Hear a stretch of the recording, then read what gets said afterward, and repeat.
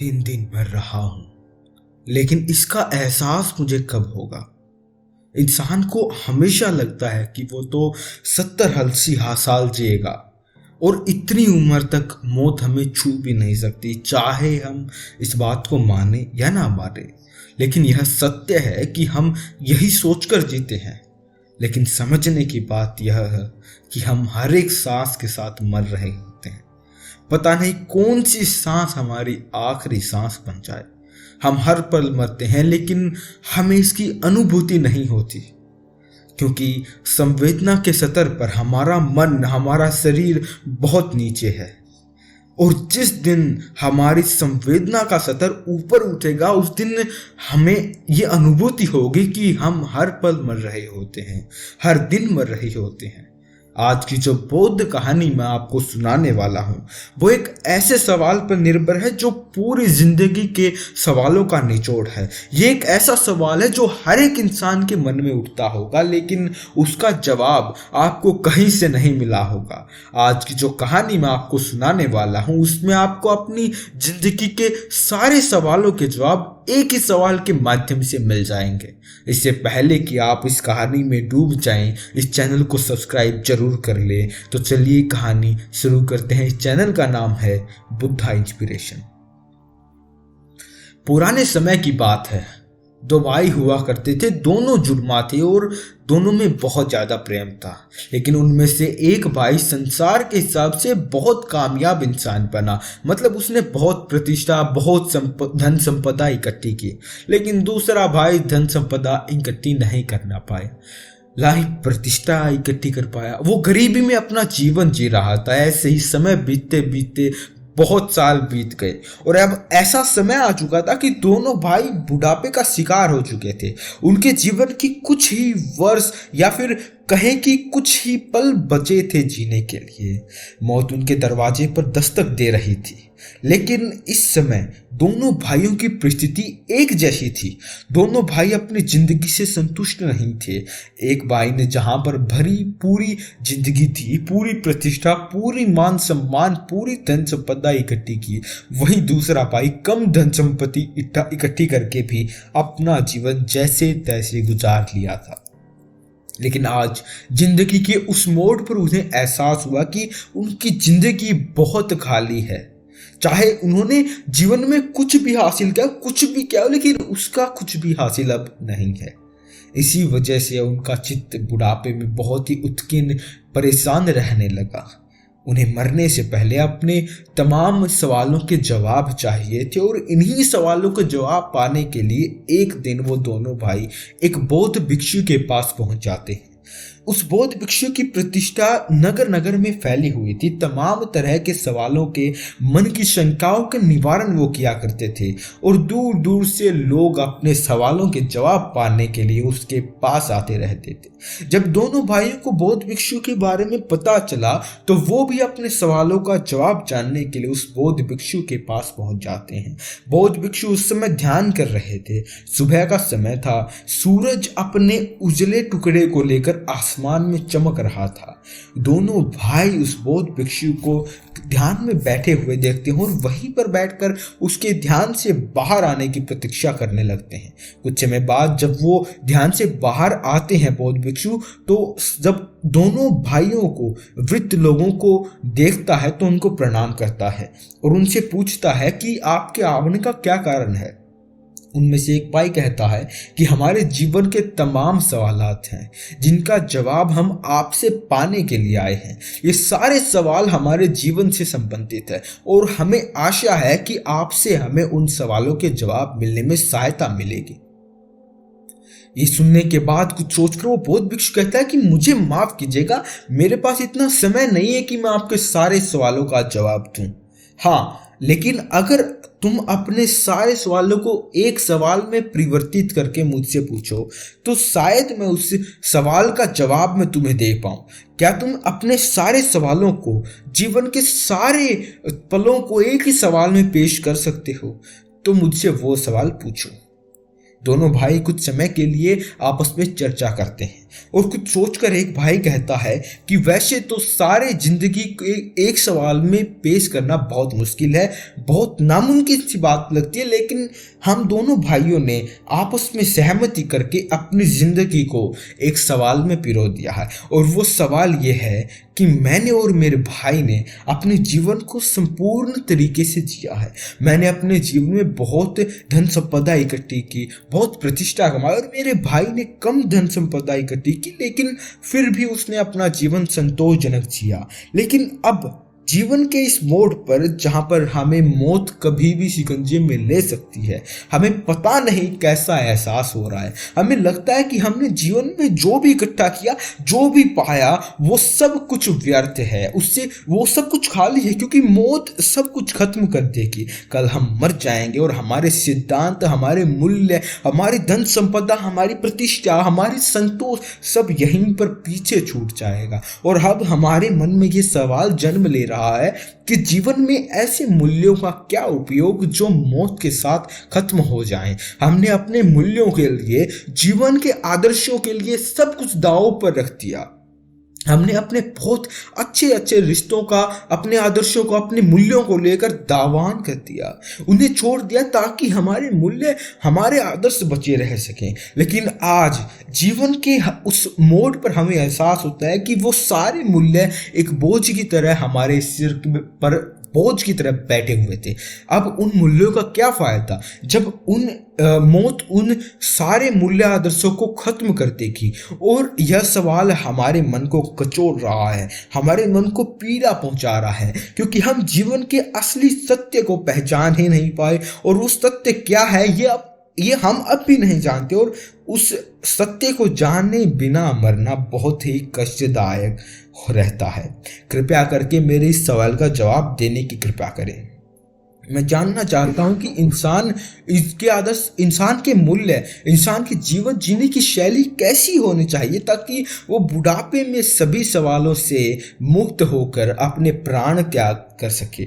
सवाल बहुत गहरा था, बहुत भिक्षुक, बहुत सोचकर उसने जवाब देना शुरू किया कि उसने कहा कि जीवन के तमाम वर्षों तक हम ऐसे जीते हैं कि हम सदा के लिए जीने आए हैं, हमारा कोई अंत नहीं है।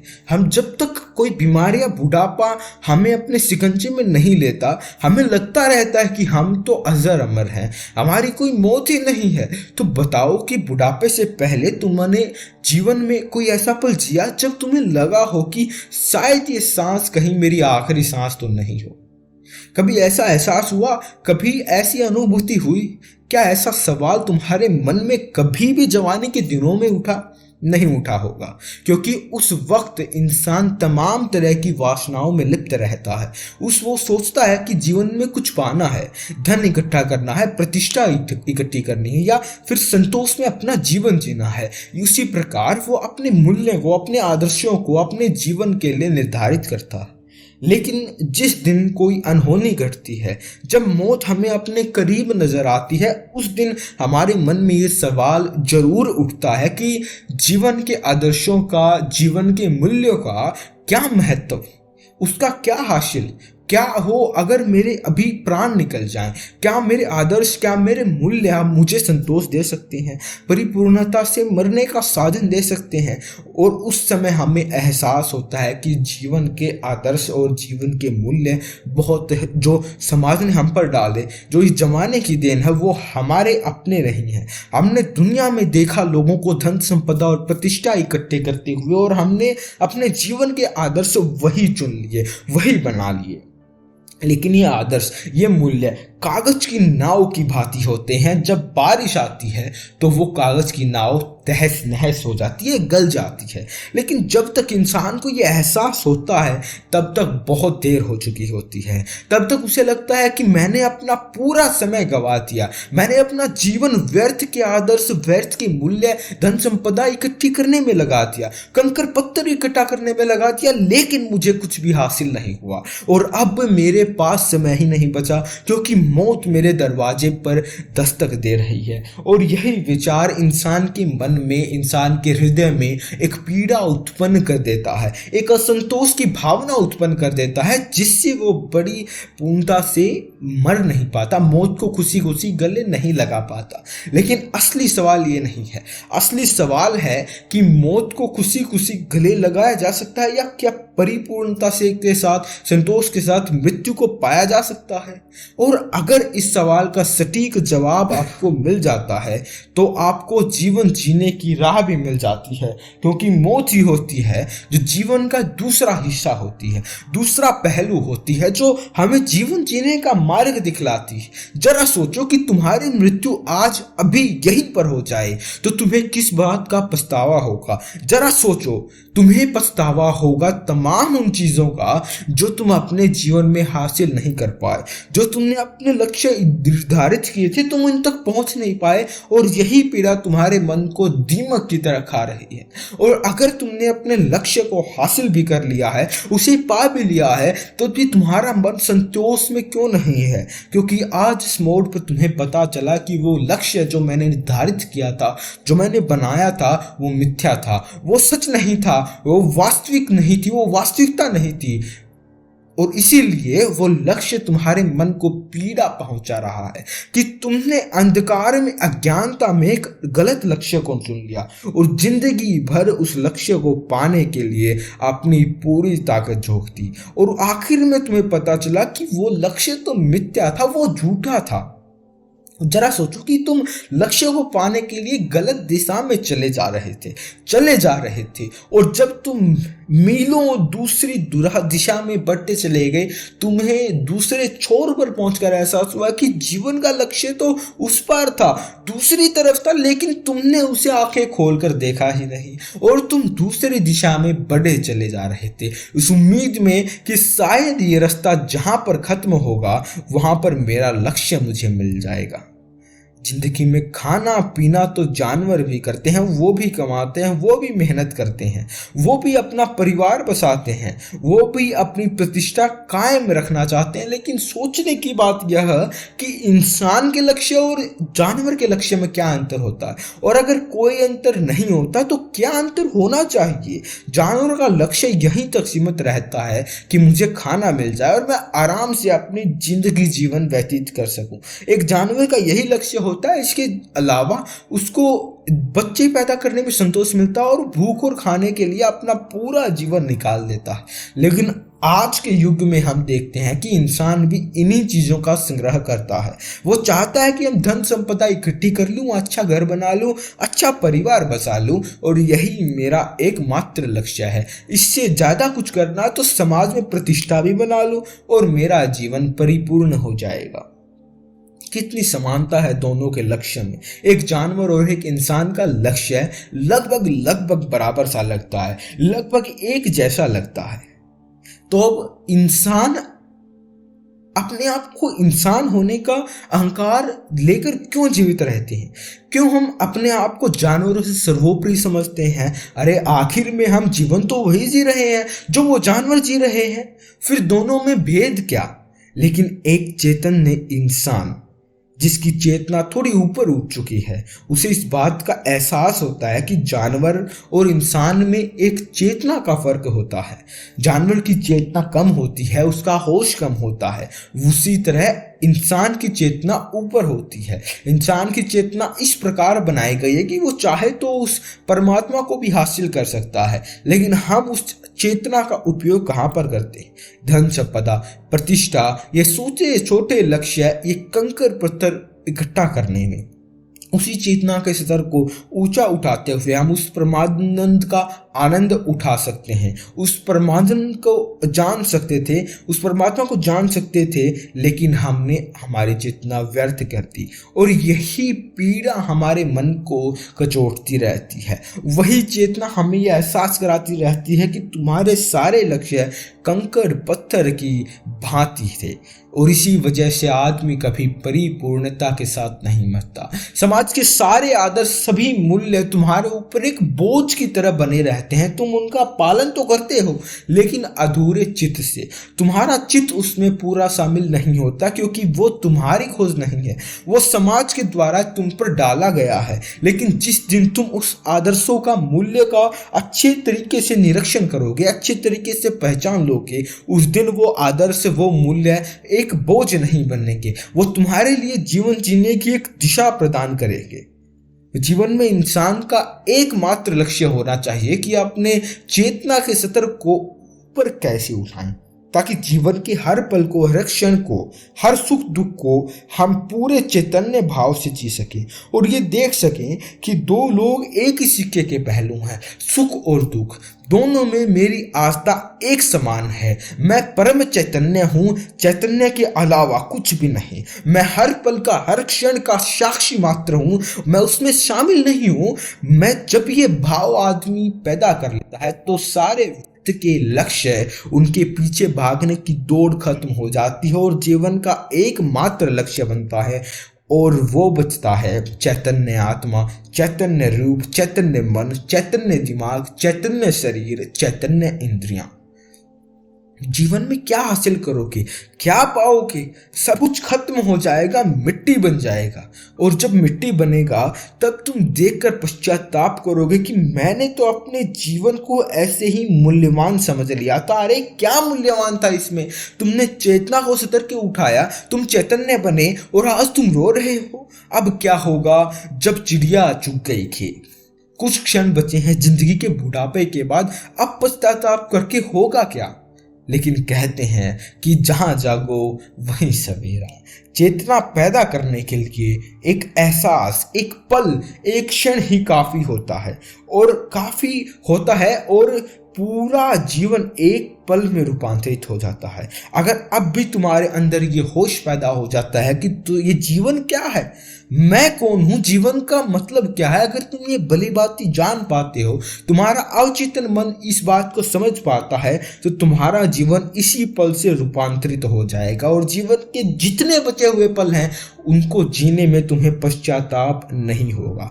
पूरे चैतन्य होकर जियोगे, पूरे होश में जियोगे। जरा सोचो, अगर हम ऐसे जीवन जिएंगे, हर दिन मेरा आखिरी दिन बन जाए, मुझे लगे कि हर सुबह मेरा एक नया जन्म हो, हर दिन एक नई शुरुआत हो, एक नए चैतन्य का जन्म हो, एक नया इंसान पैदा हो। सोचो, अगर ऐसी जिंदगी, ऐसी सोच हम पैदा कर लें तो जीवन कितना रूपांतरित हो सकता है। हर दिन हमारे लिए अनोखा बन सकता है, हर दिन हमारे लिए चैतन्य के स्तर को ऊपर उठाने की एक सीढ़ी बन सकता है। लेकिन हम करते क्या है? कंकड़ पत्थर इकट्ठे, ऐसे ऐसे लक्ष्य जो किसी काम के नहीं है, वो धन संपदा, वो प्रतिष्ठा जो मिट्टी में मिल जाएगी। कितने ही राजा और रंकाए और हमें सब कुछ हमारी आंखों के सामने इतिहास गवाह है, ये बता कर गए कि जीवन में कुछ भी हासिल करने जैसा नहीं है। जीवन व्यर्थ है, उसकी एक ही सार्थकता है और वो है चैतन्य। चैतन्य मन, आपका मन जितना चैतन्य होगा, जितना संवेदनशील होगा, उतना ही आप प्रकृति का, लोगों से बात करने का आनंद उठा पाएंगे। लेकिन अगर आप उस जगह पर मौजूद ही नहीं हैं, आप होश में ही नहीं है, तो आप क्या कर लेंगे? वो पल, वो क्षण बेकार, व्यर्थ, आपके जीवन में घटित ही नहीं हुआ, ऐसा प्रतीत होगा। और जब आप प्रकृति में उपस्थित नहीं रहते तो आप दोष देते हैं कि मेरे तो लक्ष्य और आदर्श इतने अच्छे बनाए थे लेकिन जीवन में कुछ हासिल ही नहीं हुआ। लक्ष्य निर्धारित करना चैतन्य नहीं, वो चेतना नहीं है। लक्ष्य को निर्धारित करके आप होश में जीना नहीं जी सकते, आनंद में जीना नहीं सीख सकते। जरा सोचो, क्या ये सत्य नहीं है? यही तो परम सत्य है जीवन का। यही बुढ़ापे का आखिरी सवाल है जिसका जवाब उन दोनों वृद्ध लोगों को दिया। तो दोस्तों बुढ़ापा आने से पहले जाग जाओ, क्योंकि बुढ़ापे में अगर आप चैतन्य होते हैं तो आपको पश्चाताप हाथ लगेगा। आप सोचोगे कि मैंने जीवन के कितने ही पल निद्रा में गवा दिए, ऐसे ही गवा दिए, रोते रोते गवा दिए, सोए हुए गवा दिए, और आज जब होश में आए, जब उस पल की कीमत समझ में आई तो बहुत देर हो चुकी थी। तुमने अपने जीवन के तमाम पलों को नष्ट कर दिया था। अब क्या हासिल होगा? कुछ क्षण बचे हैं, उनको होश में जियो। आज ही जवानी में, आज ही संदर्भ करो कि जीवन परिवर्तित करते रहेंगे, होश में जिएंगे, अपनी चेतना के स्तर को ऊपर उठाने में काम करेंगे। तो दोस्तों कैसी लगी आपको ये कहानी? कमेंट सेक्शन में जरूर बताइएगा।